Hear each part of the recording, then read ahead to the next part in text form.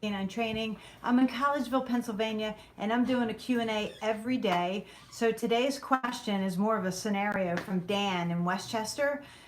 He and his girlfriend merged their households together. His girlfriend had two dogs, and they lived together.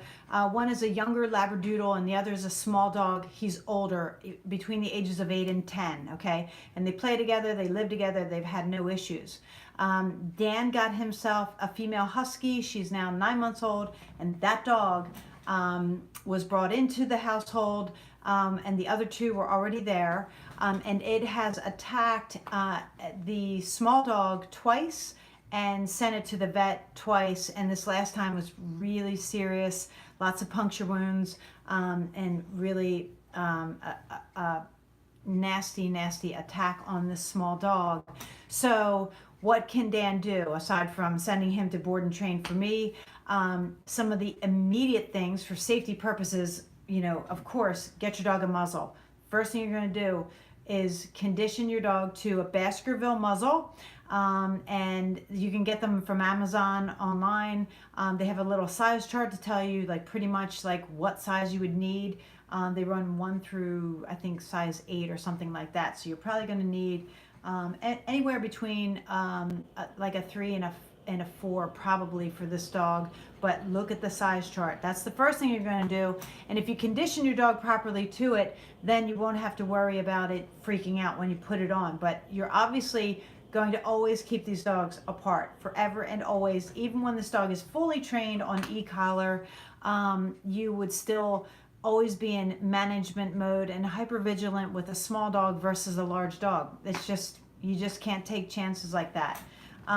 So the next thing that I would do, and I did ask Dan a lot of questions about the lifestyle of this dog, and you know, it's a 9-month-old pup, so it's an adolescent dog, but it's got all kinds of freedoms, like as if it's earned those things, and it hasn't. I mean, a 9-month-old dog should be really like under really tight surveillance, lots of rules, lots of structure, lots of boundaries. So what I mean by structure is crating, no couch or bedtime, especially after these attacks, but the dog was sleeping on the bed.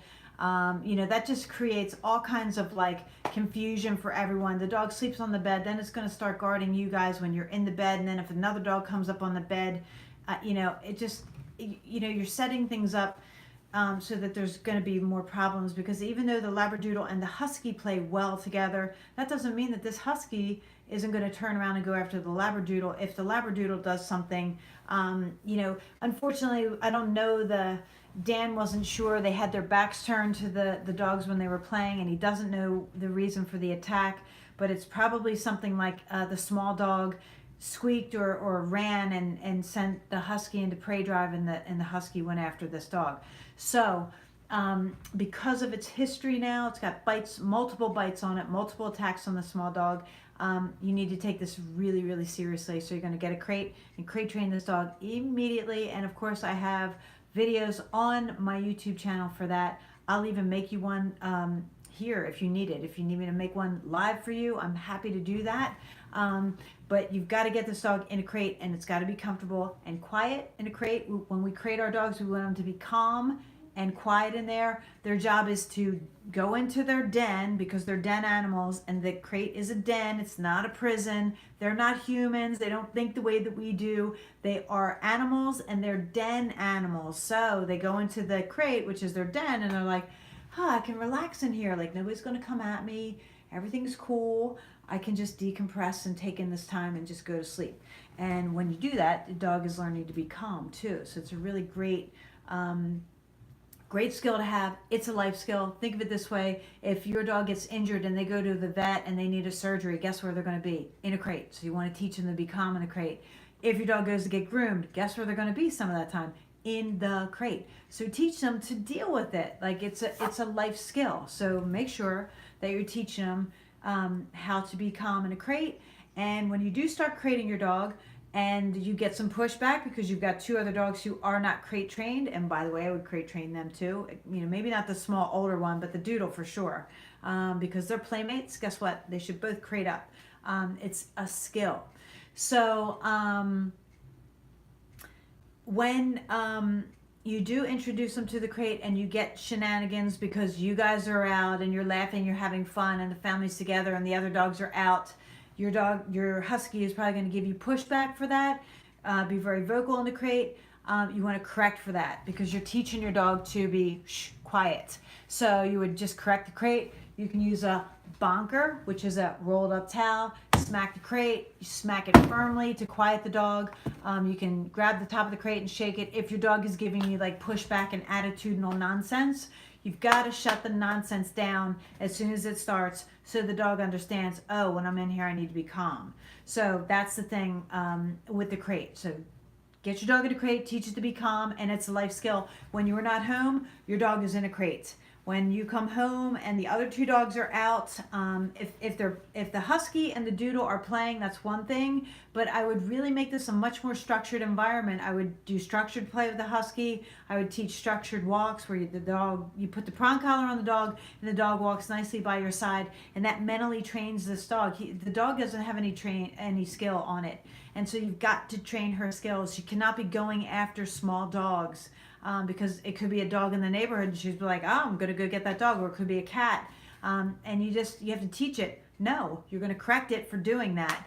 And so you guys will have to absolutely keep your eyes on these two dogs when they play.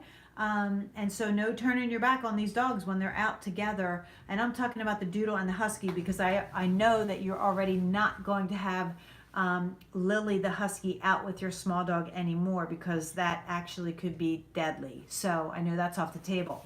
But then the next thing you're going to do, like once you get these are the like the acute things, the immediate things you're going to do to keep the household safe. And then once these things are in place, what you're going to do is you're going to train your dog. You're going to start with the place command because the place command teaches your dog to be calm on command. You will need a prong collar and an e-collar if you want the best results, and you absolutely have to go with e-collar to correct her for when she looks at your small dog because you guys still live together. She's going to see the small dog, and the first thing you're going to do is get that e-collar, put it on your dog, and then once you condition the dog to the e-collar, as soon as it looks at your other dog, you're going to hit the button and tell the dog no. And you're going to make the dog look away from your small dog.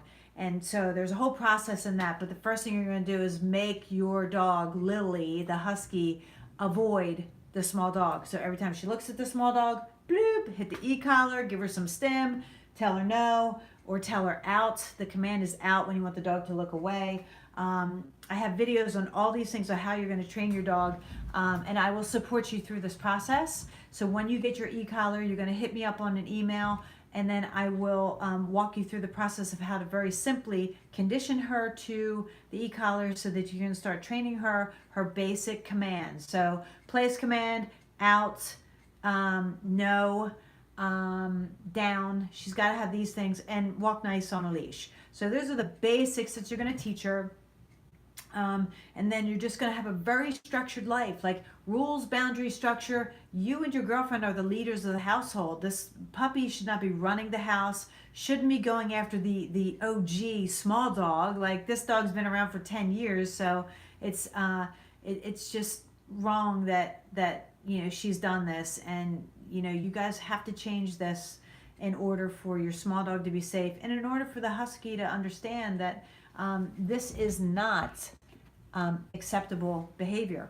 So those are the first few items just to get you into the safety zone. And then once you order your e-collar from ecollar.com, the Mini Educator is the one that I use, and get yourself a Herm Springer 2.25 millimeter prong collar also.